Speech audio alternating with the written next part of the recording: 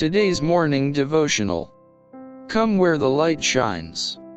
Not forsaking the assembling of ourselves together, as the manner of some is, but exhorting one another, and so much the more, as ye see the day approaching. Hebrews chapter 10 verse 25.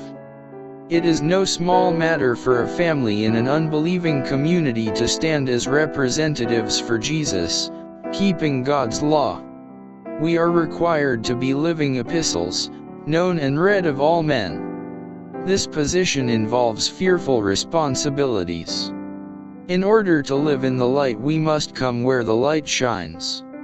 It is not well for the people of God to lose the privilege of associating with those of like faith with themselves, for the truth loses its importance in their minds. They are not strengthened by the words of the living preacher. The faith of most Christians will waver if they constantly neglect to meet together for conference and prayer.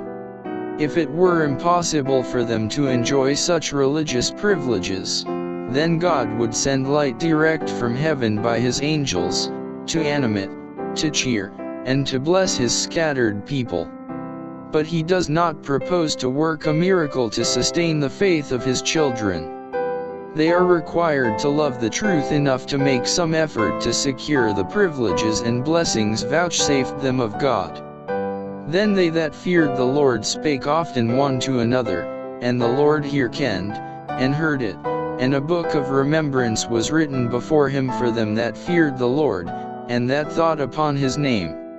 And they shall be mine, saith the Lord of hosts, in that day when I make up my jewels, and I will spare them, as a man spareth his own son that serveth him. Malachi chapter 3 verses 16 and 17.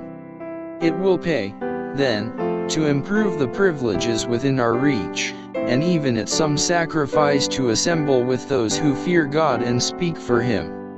For He is represented as hearkening to those testimonies, while angels write them in a book.